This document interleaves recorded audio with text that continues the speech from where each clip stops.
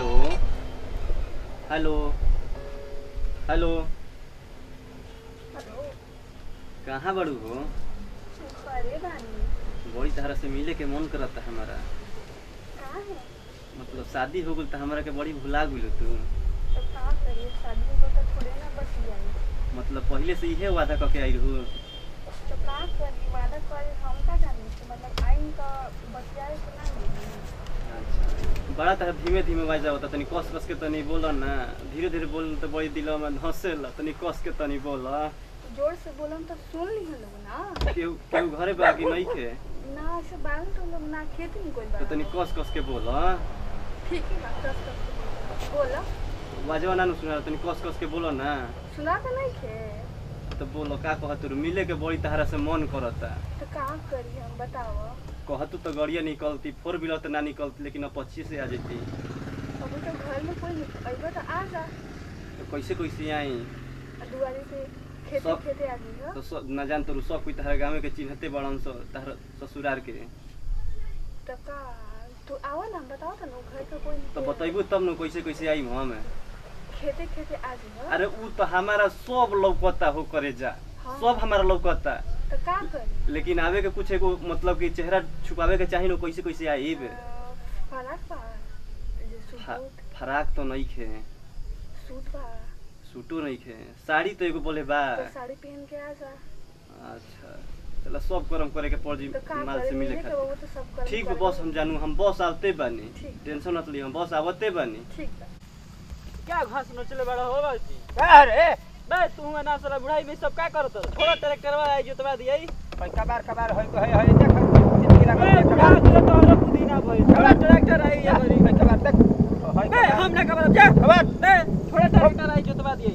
चलो तू हानि तो हरो ना बुझाइल, बुढ़ाई सुड़ाई बड़ा बाड़ घरे जाकर रहे त पतो सतो घरे बाड़ी सन रुको। आवत रही जा। ई का करत रहो बाजी?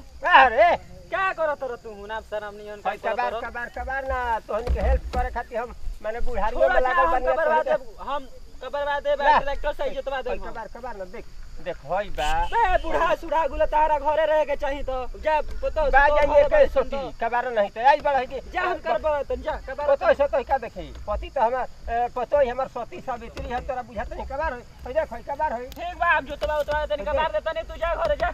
अच्छा हम जाई में होय कबार ना कबार कबार कबार राई सुढ़ा गुला तारा बुढ़ी देखवा दे जाई नु इतना कुताई रहा अब कुटाइल बनिया जे का कहीं करे जा, बड़ी तरह से मिले के मन करत रहे।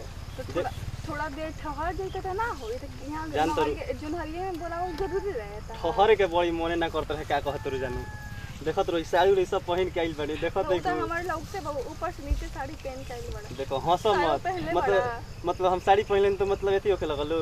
तो का करी, मतलब ये मतलब खेता में कोई देखी तो का कही।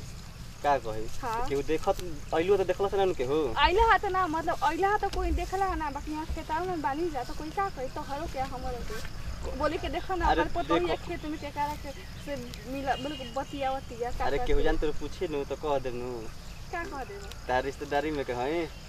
जा हो दादा तारा तो नहीं फिर भई रहे देखत नहीं तू ढका ढका कोई देख ली तो हमरो को मारिए सन के भाई जो कि देखो था के बा। आ ढक तो लो। कोनो देखी सन तो कही सुन के लड़का हुए जान तो सुन ना मिले के बड़ी तरह से मन करता। अकेला में कब हम बोलाबो ना, अभी मतलब घरे के देखो के केहू मतलब अभी मतलब बा उना नु केहू ना कोई बात ना। अच्छा हम घरे जाते एक एगो तो डेरा ना, पहले बतिया सुनो, पहले देखो देखो ना देखो हम ऐसे मत कहो। जानते हैं, हम जान हाँ हम तो जानते देखो ना मिला बड़ी मन करता है। एगो घरे अकेले में मिलाबो हमरा के। अब मिला दे आज कोई नहीं थे। हम जाते नहीं घरवा ना, तुमने से फोन करके बता देता नहीं। कितना देर में फोन करो तू? 5 मिनट लागी 5 तो हम मिनट देखो हम इजे हाँ, इजे बानी रही। ना मिलबो तो हम ऐसे जाइब ना, हम जान लियो। ना घरे आज कोई नहीं थे, कहता नहीं आज घरे कोई नहीं थे। हम 5 मिनट में फोन करते हैं, जाके देखो।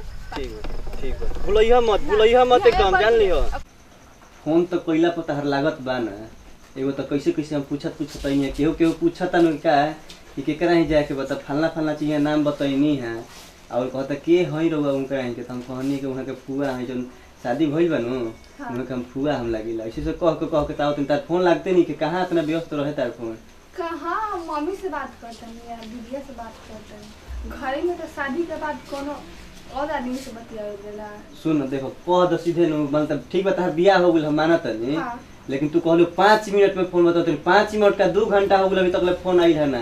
बुनी पड़े लागल है ना। टावर ना रहल मोबाइल कैसे करी। देखो ये तो पैसे हम मिले खातिर रही केहू देखला से ना लेकिन क्या करी केहू देखला से नहीं कोई देखला ना न देखला से ना न देखिए हमारा तो मत कर देखो तो साड़ी देख सब देखो तो बहन के साड़ी देखो तो कैसे कैसे तारा से मिले खातिर रही तो हमारा लगो ते बगैर साड़ी पहनने वाले 5 मिनट तो हंसत रुका है मतलब हमसे प्यार ना कर लो अभी ना कर लो प्यार पहले कर देंगे अब तो शादी होला कोई से प्यार करी तरह से मतलब नहीं ससुराल में आते भुला गेल हमरा के का करी बुलाए का तो पड़ेगा कर। अरे हम तहारा से मिले खातिर ससुर में आईनी। हां जान गेले पिया जानू ई का तो कोई मतलब पिटवावे के मन बा ना हम का पिटवाई बोलेली मानी तारा के पिटवाए खातिर। ए पतो है रानी बाड़ू हो। हां बाबूजी। अच्छा एथी करो ना का से पानी पानी पिए के दो दे तनी हम सुना नहीं है हां के अहो तार फुआ का दवाई गाड़ी। हां तो होई है तार फुआ होई। हां अब तो पानी नहीं तनी पानी ने पियलू है। हां पानी पिया दे। अच्छा उ गंगा में कहतला है सो कि तारा पतो हिया के फुआइल बे तारा पतो हिया के फुआइल बिया ई कहां के होई हो। ई फुआ हमारे गांव में के फुआ हई। अच्छा हां तो ई भेंट करेली है। हां हमार से भेंट कर। अच्छा रौरा जाई हम पानी लेवा तनी ई हमार से मिल के चल जिहन ना तो एगो काम तारा फुआ से तनी बतिया ली सर समाचार पूछ ली तो दूसरा दिन अइहन त पूछ लेम ना देखावो तनी तनी देखाई जी तनी देखाई मुहावा हम ना उठेला नो काहे केहू से बोली हम शर्माइला ना देखाई ना तनी देखावा पर फुआ के मुहावा देखावो। ना शर्मा दी छोड़ दी ना का हो गइल बा ना तो हम देखोगी का देखम मुंह देखो तारा फुआ लाजा के तई बाबूजी तो छोड़ हमारा घर के लजार बा और केहू बा रौरा से लाजा तई अभी तो लइका हमारो निये बा देखाओ बतियाई ना तो हम उठबो करिला देखावो तो ना देखाऊ हम घूंघट ना उठाइला ना ना काहे अरे अरे बाप रे होय कौन हरे आय बाबा रे तनी ले हेलन केसर महाराज के तो होय देखे वो कैसन दो ई बड़ा की फुआ आई बाड़ी ना का हो जी अरे होय देख ना तनी लंकेश्वर महाराज के दिया में बोला होय देख ये कौन हमारा कहां से कहां से हाय नमस्कार प्रणाम भैया हम सारस्वत संगम रउआ के गोड़ छू के गोड़ लागतनी ई हमर कॉमेडी देखनी न रउआ सब ऐसे मत करी देखनी न हम गलती कइनी है तो देखो तो नहीं का हमर दशा भइल बा भैया रउआ सब ऐसे मत करम और ई हमार चैनल बा संगम फिल्म्स और वो चैनल के सब्सक्राइब करी और लाइक करी और कमेंट करी और हमारे टीम के सदस्य बानी अंजलि जी और बउला बाबा कुछ बताई बाबा जी। जानता नहीं रउरा लोग देख ली है से फुआ के पूजा भइल तनी है देख ली है फुआ देख ली ऐसन रउरा लोग मत करम ना तो है ही से व्यवस्था होता लंकेश्वर बाबा कहा ठीक बा भैया लाइक सब्सक्राइब जरूर करम तनी ऊ फचाक जरूर मार देव ठीक बा कुछ कह दो।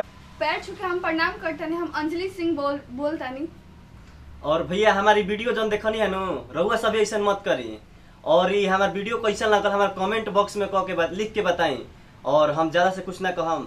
देखनी है ना फुआ के का हालत भइल देख ली है देख ली देख ली देख ली देख ली देख ली फुआ कुछ आई है